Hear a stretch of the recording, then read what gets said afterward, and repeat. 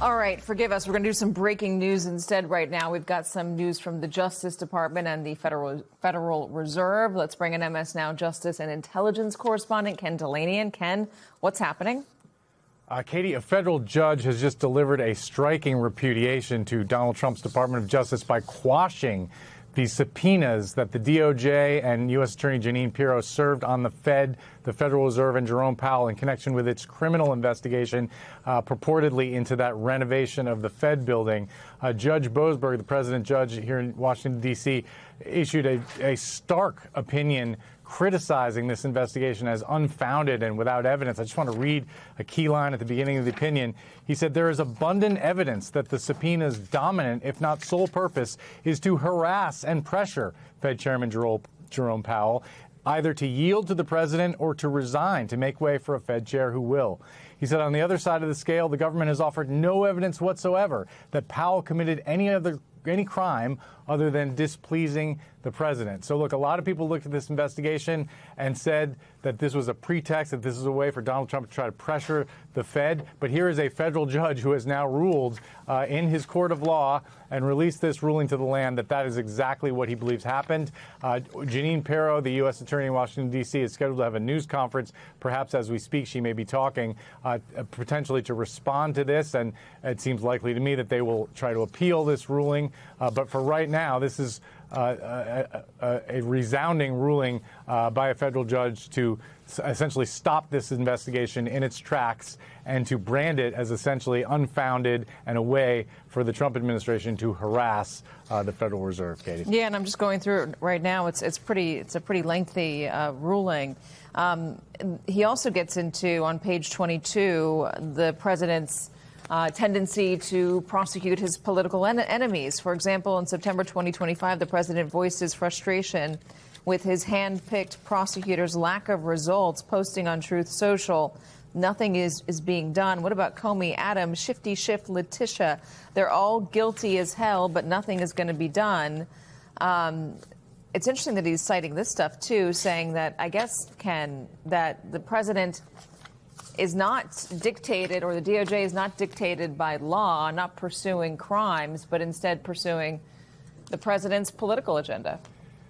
Yeah, and remember, Judge Boasberg has a history with this administration. He's also been involved in trying to investigate whether they violated court orders related to those deportation flights to Central America. And by the way, he is not a far-left judge by any means. He's a very establishment figure, well-regarded in Washington. And, you know, we've been wondering when all this stuff was going to start to catch up to the Trump administration, because all these judges are human beings. They see what Donald Trump is saying as he tries to pressure his Justice Department to investigate his political enemies. And it appears today is one of the days where this is caught up, because this opinion, as you said, is replete with Donald Trump's own words, where he is seeking to bend the Justice Department to his will and to put pressure on them to do things that seem like they are just out of naked political motive and have nothing to do with the rule of law. And he's essentially throwing that back in their face now and saying again that this criminal investigation of the Federal Reserve was just a pretext for Donald Trump to pressure Jerome Powell and the Fed to lower interest rates or to do his bidding. And that's not how this works in the United States of America, at least for now, with this court ruling, Katie. So he also says a little bit later on, the Office of the Inspector General audited the renovation at the Fed in 2022, did not raise any concerns about potential criminality following its audit, and the Inspector General is presently conducting another review.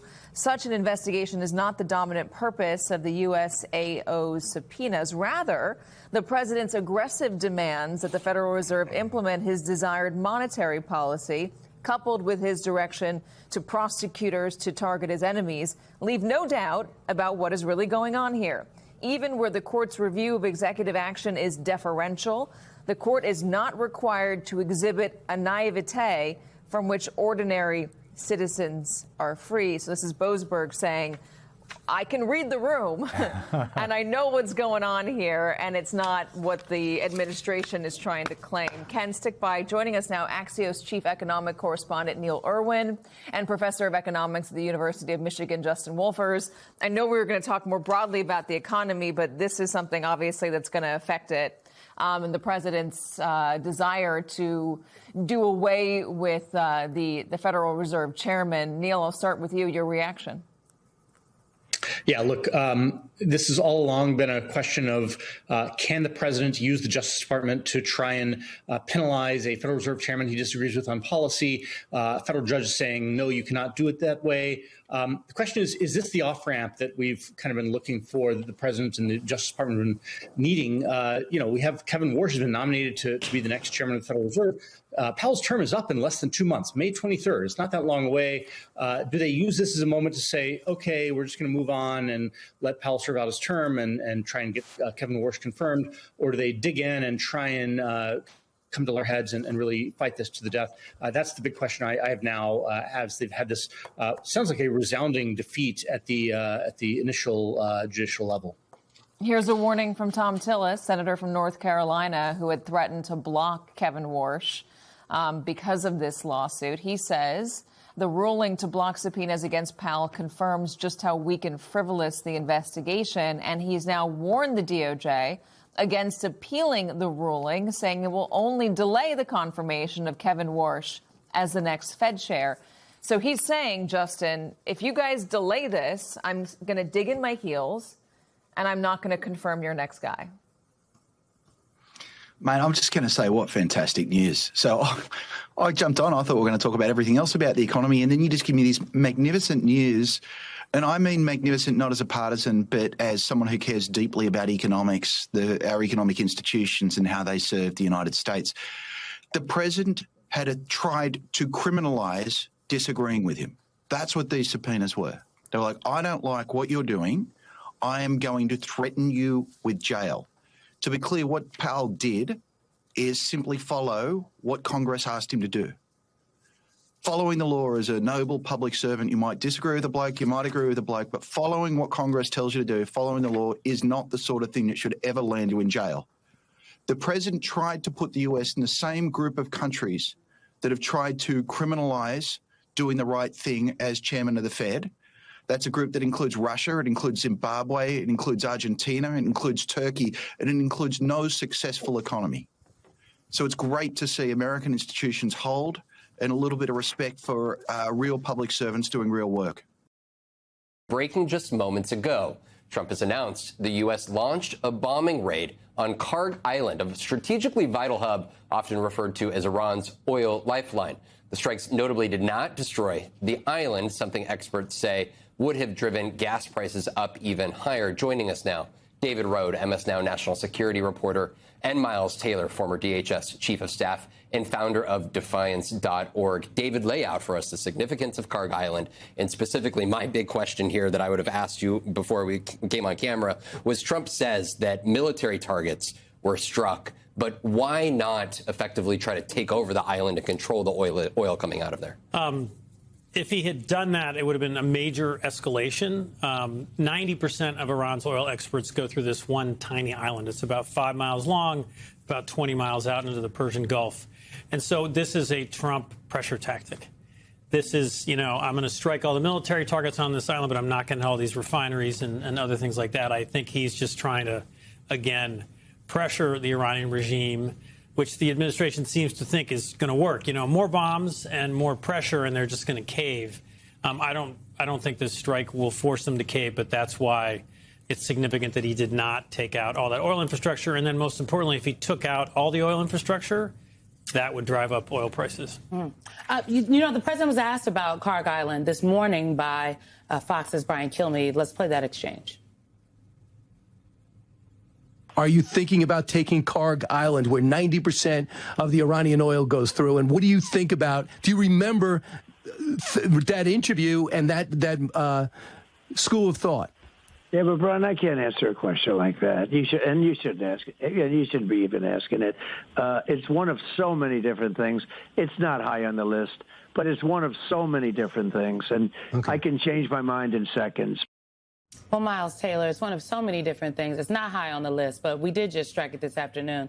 I don't know if the president knew when he gave that interview this morning that he was planning to strike the island. He will have to answer that. Maybe he'll answer questions when he lands at Mar-a-Lago. But this is insane.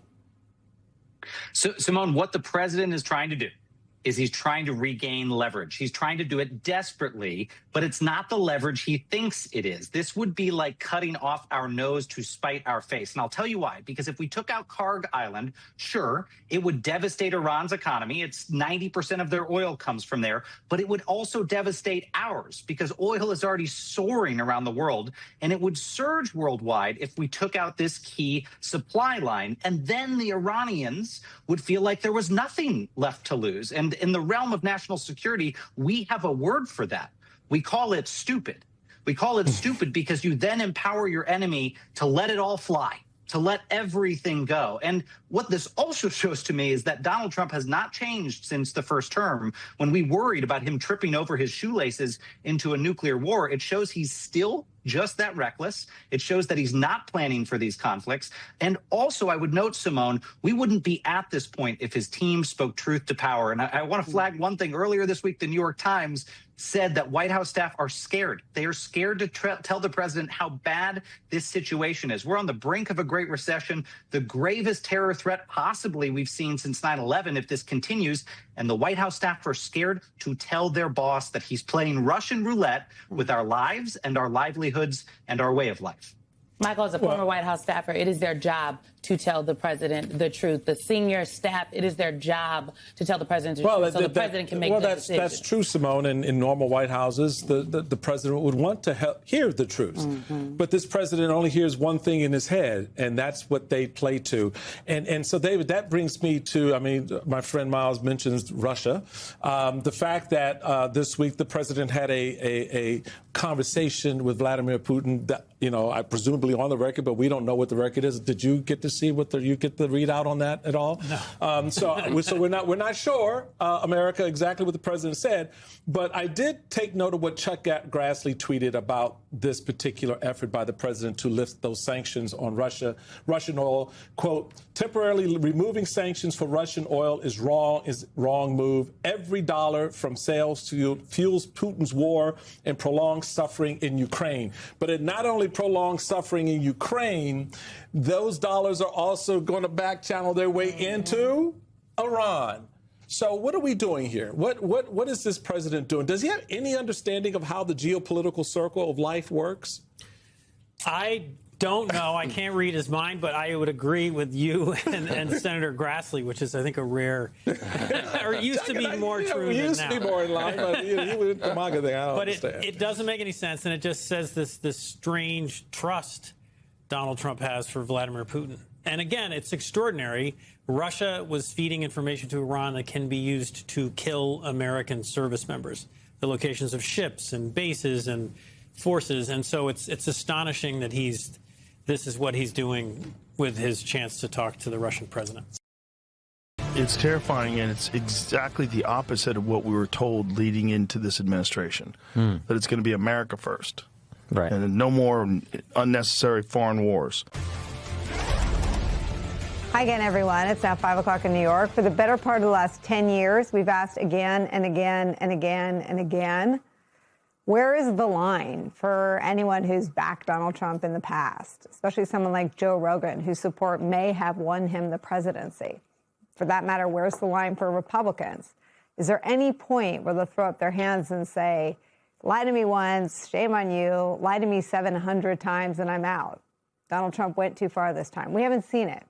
That's why we keep asking the question. For so long, a lot of us, including me, have wondered if there is a line. But this afternoon, weeks into a war initiated by Donald Trump, who ran 3 times on keeping us out of wars exactly like this one, it does appear that the faintest line is starting to appear, at least for some Republicans and Trump supporters, and for the American people more broadly.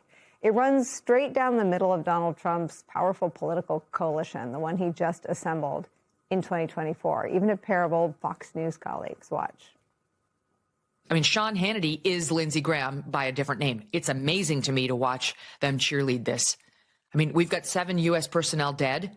We've got a girls' school, 175 young girls dead in Iran. And there's serious dispute. We'll get into who's behind that. But there's only serious dispute because The president is now saying that it wasn't us, but his own defense secretary over his shoulder is saying it's under investigation. The defense secretary, by the way, another former Fox News colleague. It's not just Fox News, though, and it's not just a Joe Rogan thing either. Right now, all Americans are grappling with the concern, the fear, the idea of another prolonged war. Images of deadly strikes conducted in our names as Americans, broadcast on our airwaves, is something that's starting to sink in on day 14. Most notably, in this case, the sort of slop posted by the White House's social media pages, real-world video, acts of war, life and death stuff, interspliced with clips from movies like Tropic Thunder, directed by Ben Stiller, who objected to the use of Tropic Thunder earlier this week publicly, or video games interspliced with images of war, or NFL hard hits. Speaking of which, another day, another former NFL star actively and publicly distancing himself from the use of this imagery that features him in one of these videos. Here's former Pittsburgh Steelers star Ryan Clark. I'm disappointed that because, for one, to have Tropic Thunder and football highlights on a video about war is one of the more insensitive things that I've ever seen. There are families here in our country whose loved ones have decided to give their life to fight for our rights and our freedoms who don't see war as a sport. War doesn't deserve a highlight film. For Tropic Thunder to be a part of it, war is not a comedy. And for these people to be risking their lives, not for our safety as much as for someone else's agenda. For our regime to be as unserious, as unprofessional, as laughable, and as illegitimate as our leadership is right now is embarrassing. Again, that's Ryan Clark, a former Pittsburgh Steelers superstar, calling the Trump administration unserious and unprofessional and laughable. That's where we start the hour with some of our most favorite friends. Puck News senior political columnist and national affairs analyst John Heilman's back with me at the table, host of Politics Nation, president of the National Action Network, the Reverend Al Sharpton's here. I want to show you more of what he said, because it's really important. Here's more Ryan Clark on the use of his sort of football highlights in propaganda videos for the war. I'm not asking them, or I don't care that they take it down. I don't care how long it's up. I don't care that they didn't ask me to do it, because what I've learned about our leadership now is they don't care about what we think. They don't care about what we say. It's about what one person wants, and anything different than the thing that they're supporting is wrong, and it'll be attacked. I knew that in 16, I knew that in 20, and I knew that in 24. And what's transpired in 25 and 26 has made me feel more correct than ever. So I would never have agreed to that. I don't back this. And many of us don't believe this is a war we should be a part of. I guess this is so important because it's clear from the outcome of the last election that voices in the political arena had only gone so far in warning about what Trump would do and what this would mean. And to now see such powerful and public dissent and pushback from some of the most respected and revered athletes feels like a new chapter. It does feel like a new chapter and a welcomed new chapter. And not only speaking out loudly and clearly, what they're raising it to is a whole nother issue to a moral level. They're not even arguing the politics of it. They're talking about the morality. People are being killed. Children in schools killed. I don't want to be identified with that. And it's embarrassing to the country, but it's also, he used terms like laughable and to ridicule them, somebody like Ryan Clark, who's a former NFL star, and to take that and say, I don't care that they use, I'm not trying to even sue for money. I'm trying to raise the moral issue of what this country is supposed to stand for. And for him to articulate that I'm for those that went out and risked their lives for our freedoms and for us as a country. So I'm not even anti-military. I'm anti being used in this way. So you can't dismiss him as he's some anti-war nut or that he's some partisan person. Here's a star athlete saying, these people put their lives on the line. This is not a game. I played a game. This is not a game. We should not be portrayed like it is a game. And there's a moral level that this country is supposed to uphold. And I think that I don't want to be part of sanctioning any lowering of that moral standard. Heilman, also to say, I'm not playing whack-a-mole with Donald Trump, who loves to get into little, sort of slapdowns. He says, I'm not even calling them to take it down, because he's able to make the bigger point there. He doesn't care what he says. He sort of understands Trump better than some of us who've been covering him, right? He won't take it down because I said so, but I'm still going to use my platform to articulate how immoral and wrong this is. These are images of war, of people's lives, and in some instances, the moment when their lives end. So, I mean, let's start with the fact that, the way that those images have been used is wrong and appalling. And you've heard there's been reporting over the course of the span of this still got 2-week war now that we have in Iran, where generals and retired generals have been speaking out about the fact that they are appalled by it. And so we've seen some of that's been reported. But in terms of having any kind of, broad platform, broad impact on an audience, someone like Ryan Clark has a much bigger platform than generals who are speaking on background to the New York Times or the Washington Post. I will say, to this part of this larger discussion we have all the time, Nicole, my view, which is that, the cultural realm is upstream from politics, and it's more important. The way in which people think about politics is largely not in the context of how we cover Washington, D.C. and how cable news does it and so on. I will say Ryan Clark is someone who has been very outspoken over the course of his time as an analyst. He's been, on ESPN for some number of years and has generated a fair amount of controversy. He is pretty reliably progressive. And I don't mean that to say that he's, a Democratic hack or something, because he's not. But I don't think there's going to be there's been backlashes to other things that he said in the past, that he's not someone who's going to win over some portion of the MAGA base, right? He's not someone who's going to bring across the line anybody who was ardently pro Donald Trump in 2024 and now is going to listen to Ryan Clark and say, oh, well, now that I hear Ryan Clark saying this, I'm now going to switch my point of view. I think that there's an atmospheric thing that's going on when you start to see big figures in culture all come around to one point of view. And I know that's what you want to get to more broadly. But I think in his case, you've got this very interesting that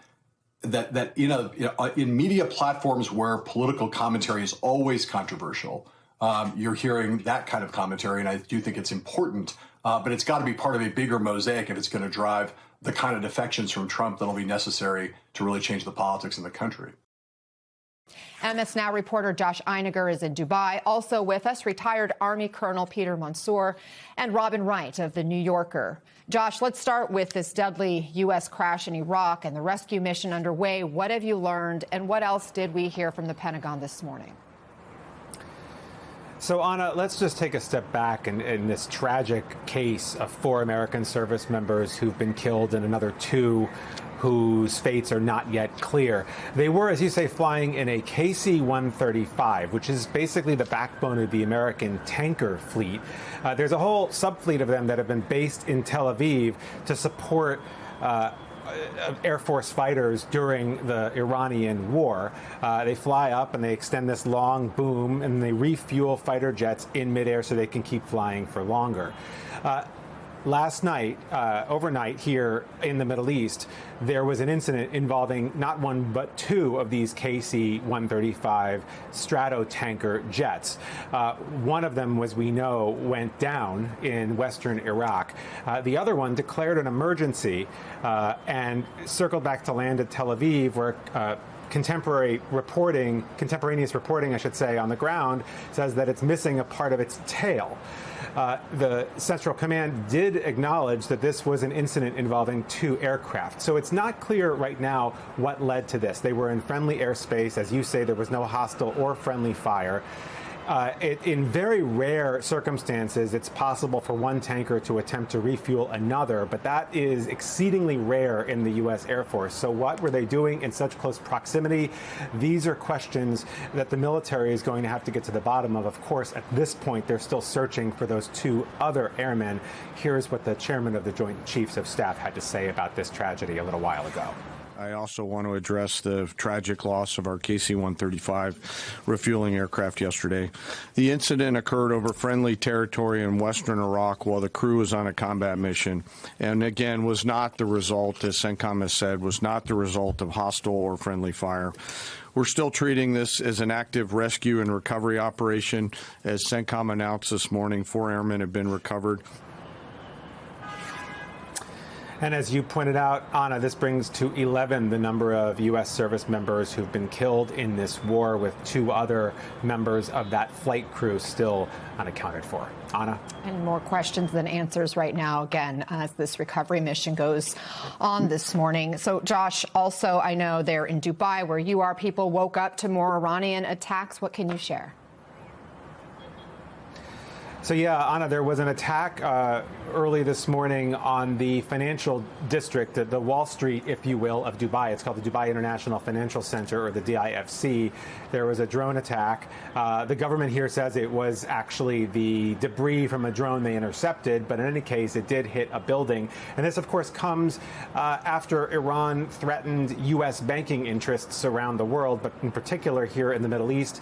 A lot of U.S. banks have footholds here in Dubai. They had been taking steps to protect their workforces, and this is really kind of more of the same that we've been seeing over the last several days from Iran, as they have actually seemed to dial back the number of drones and missiles they've sent into the United Arab Emirates, but have been a lot more intentional about what they're targeting, either banking interests, things they say are directly retaliatory to what they've been seeing in Tehran, or critical infrastructure like oil infrastructure, the Strait of Hormuz, all the shipping interests that are in the Persian Gulf, and of course the airport here in Dubai, which has made great strides at getting things back up and running again. So the situation, you know, it's funny, it doesn't feel that tense in the city of Dubai, but there is a continued campaign here to attack this city and this country. Anna. Josh Einiger, thank you for your reporting there in Dubai. Colonel Mansour, at least 4 American troops died in this war just overnight, and the secretary spoke for almost 10 minutes before even mentioning that tragedy. In fact, one of the first things he did in his briefing today was criticize the media. What's your reaction? You know, this is typical with Secretary Hegseth. You know, he wants only good media attention on the Department of War and on himself, and he refuses to recognize the sacrifices of service members who have died in the line of duty, and he should do that up front. I mean, the chairman is much better at doing this than the secretary. It is absolutely outrageous that he can't recognize that U.S. service members have died for this war, and the Trump administration up front should be thanking them for their service and sacrifice.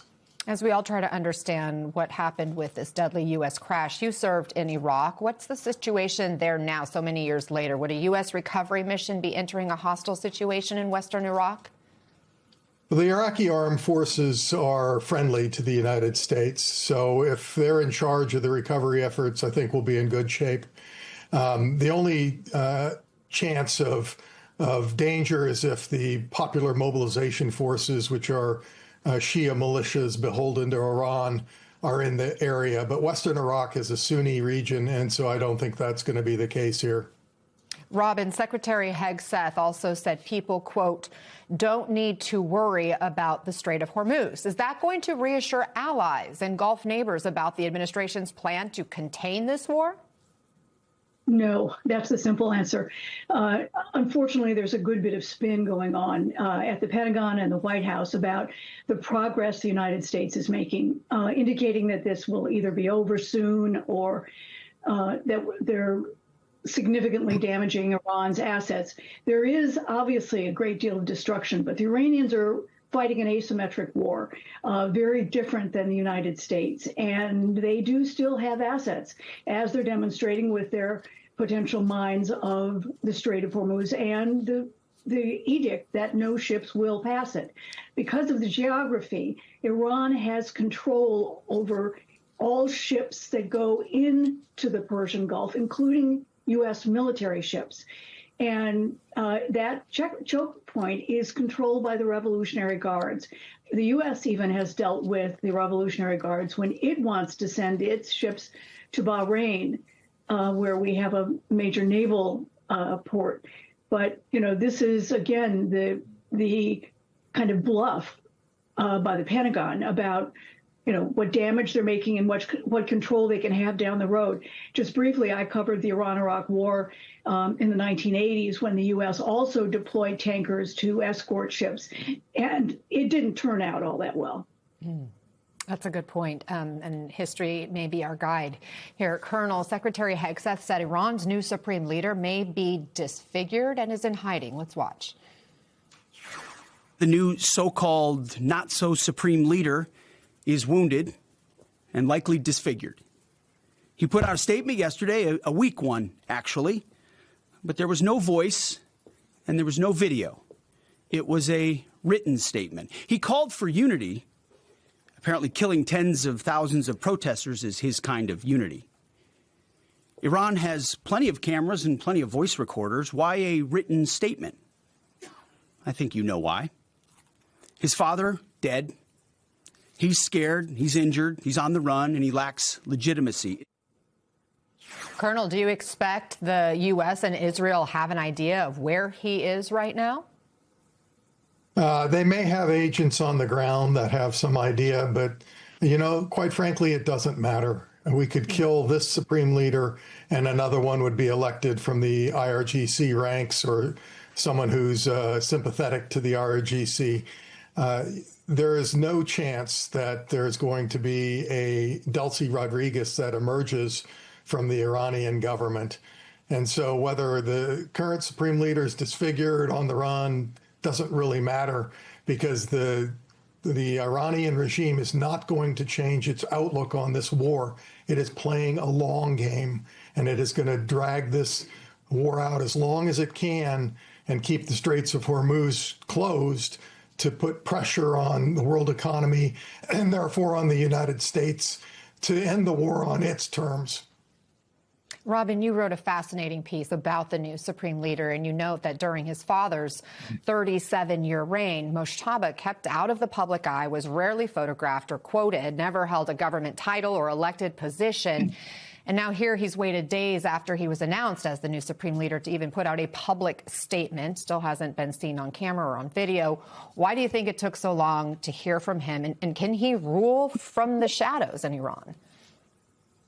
Well, in the last few years of his life, the supreme leader his father also was not all that public.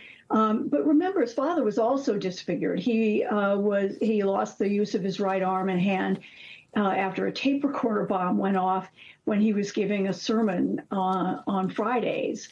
And so he has been disfigured. It's kind of a badge of honor. So depending on how severe the disfigurement is, if he does manage to heal in some way, the idea that he has been a kind of quasi-martyr to the cause may play well down the road. But yes, he's going to be a target, but Peter's right. They will, the regime so far has a deep bench and is capable of replacing whether it's its clerical, political, or especially Revolutionary Guard commanders. Got to leave it there for now. Robin Wright and Colonel Peter Mansour, thank you both so much for your depth of insight and knowledge of all of this. As the war in Iran enters its third week, the economic impact is rippling across the globe. Oil is trading around $100 a barrel. Remember, in December, it was $55. Gas prices in the U.S. continue to go up, and uncertainty about how long the fighting will last is dragging down confidence. The Nightcap is still here. Catherine, we're turning to you. Gas costs 22% more today than when the war started. Diesel prices are through the roof. Fertilizer costs more. Food costs are expected to go up across the board. And the president, who did not prepare the American people for this, and his administration just keeps saying, short-term pain, long-term gain, short-term pain, long-term gain. For what gain is the question, but go on, sorry. How long could this last? And how are the American people going to take it? Because it wasn't a war, but just the Biden administration asking the American people to be patient when it came to inflation, we'd shoot them up and spit them out for it. Yeah. I regret to inform any voters out there who voted for Donald Trump because he promised no wars in the Middle East and lower prices that they may have made a strategic error. But those are the things that Donald Trump promised. And, you know, we've been talking a bunch about the human cost and shouldn't he respect the human cost? And obviously he should. It is gross to use war porn and all of that. But I think the thing that will really come home to Americans, to voters, is probably not these abstract concerns about a war very far away, even as service members die, because so as you pointed out before, so few people are actually connected to the military right now. It is the fact that prices are going to go up. Prices have already been elevated. He ran on affordability. This will be another affordability election. And prices are going up. They will continue to go up. Gas prices we've already seen. And those will likely to continue to rise higher if the Strait of Hormuz continues to be blocked. But fertilizer prices, as I think you mentioned. But Trump's saying, don't be a chicken. Get those tankers rolling again. You first, Trump. Yes. Yeah, exactly. Yeah. But I think, but like fertilizer prices are going up. That's going to roll into food prices later on because it is spring planting season in much of the world. They're able to buy their fertilizer right now. Sammy. Yeah.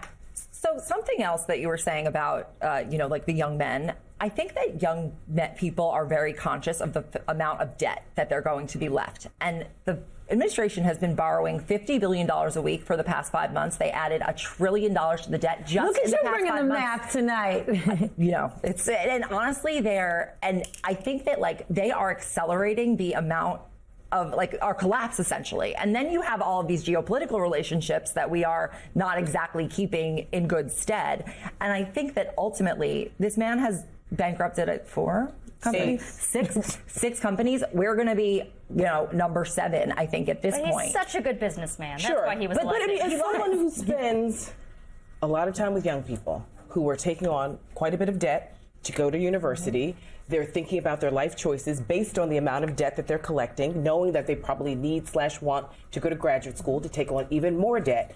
We know that in Politics 101, people go to the polls based on pocketbook issues. Yeah. And sadly, a lot of folks aren't going to think about the lives lost, lives are lost in war all the time. They will go to the polls when they can't afford groceries. And we have already seen the number of Americans who say, I skip lunch now just because I need to make things stretch. Or, I'm down to 1 meal a day because I really need to feed my kids, right? Or the number of kids. Or they've lost their health insurance. And or in school. I mean, this man, we saw it. We said he's going to make America poorer and sicker. And in the first go round, he actually had people who said, that's a bridge too far. We're actually going to say no. He has no military personnel who say this is an overreach, no one who says this is actually a bad economic decision for you and your party, because the party has completely abdicated all of their power to the president. And speaking of sicker, in a recent Gallup poll, 1/3 of Americans polled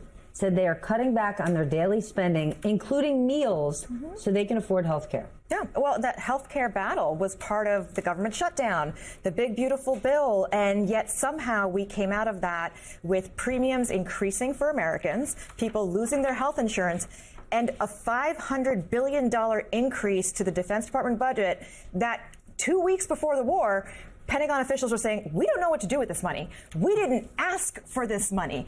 Now we see it being spent. Okay, great. Spend $2 billion a day over here.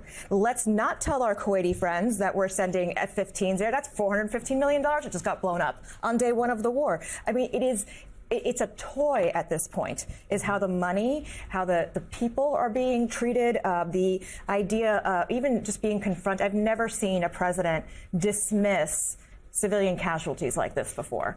Right, when you have the Vatican newspaper putting graves of little girls on the front page, and the president's like, oh, it just kind of happens. Right, like no president has gotten away with it just kind of happens. But we've never had a Secretary of War before who also asks for maximum lethality. I mean, so this upside down version of America that we're seeing right now, I think it is resonating with the American public because we're starting to see, as you said, the contrast of what our government is willing to spend money on and what they're not. Yeah, I think it's less about people caring about like the federal debt. That's my perception. It's more about this split what screen. Right, it's this split screen of why do we have money for that? And not for them. But and okay, for them and not for that is exactly the basis of America First. The basis of America First was why are we spending money overseas when I don't have a good school, when I don't have a good job, when I can't make ends meet? And now the person that they voted for, who presented them with the America First agenda, is the one saying, "Sorry, $11 billion spent over here." Well, your gas prices or that it's worth the Trump's a sacrifice. Well, they can't decide, right? Sometimes Donald Trump says gas prices are actually good for us, right? Well, he actually did. Yes. He said, it's good when gas prices, it's good for big oil. Yes. That are big donors. It is not good for the American people. Sometimes it's good. Sometimes it's temporary, so don't worry. Sometimes it's, it's a sacrifice we should be willing to make. That's, I think, Houston had said something to that effect. So there are all of these different ways that they're trying to spin the fact that prices are up without dealing with the fact that they're the ones who drove the prices up. And even though we're releasing all of this oil, the price is still going up. But big picture, when you look at the fact that people are skipping meals so they can pay for health insurance, and then you look at the fact that we're spending billions on whatever, and then you have all these, Donald Trump helping his friends buy media companies, where that is headed is, we know where that's headed because there are models for it. It's Russia in the 90s. It is Hungary in the past 10 years. That is what he's looking at, and it's maybe hard to see when we're sitting in the middle of it, but in reality, that's what those countries end up like. It is most people who cannot sustain their lives. They're living in, a repressed state, and, they don't have what they need. And then you have a few very, very wealthy people who just don't care what happens to anyone. We've created American oligarchs. I want to get into one more topic before we go to break, because a judge today quashed the subpoenas that the Justice Department had issued to the Federal Reserve and Chair Jay Powell specifically. And I want you to know what the judge said. He said that the evidence suggested that this was about one thing: pressuring Powell to vote for lower interest rates. That is it. Or if he didn't, resign. And that there was zero evidence he committed any crime. What is your reaction to that? I think it's great. And I'm glad that the Judge Boasberg, called out the government for what it is doing. This was clearly just pretextual. There is no there. There is no evidence. They've never even attempted to present any evidence that Jerome Powell did anything wrong. This is really about politicizing the Fed, and that's bad not just for rule of law purposes, but it would be very, very bad for the economy. We know that when central banks are politicized, you have much worse inflationary outcomes. Again, we keep coming back to those promises Donald Trump made about prices. None of this is good for prices, especially, over the next few decades, let alone this coming midterms. So it's good that that the judge called it out for what it was. You also have Senator Thom Tillis, who has said basically he's not going to move forward Donald Trump's pick for the new Fed chair, Kevin Warsh, the person who would succeed Jerome Powell. He will not move forward with that nomination until this administration drops the case against Powell. And Tillis basically pled today with the administration. Basically, this is an easy out for you, right? The judge said that, you don't have a case here, just move on, and then I will be glad to vote for Kevin Warsh as the next Fed chair. Please just don't appeal. That's essentially what Thom Tillis said. And instead, what happened, Jeanine Pirro went on TV and said a whole bunch of crazy stuff, but also basically said, we are going to appeal. So it's not over, but it is certainly a very welcome development.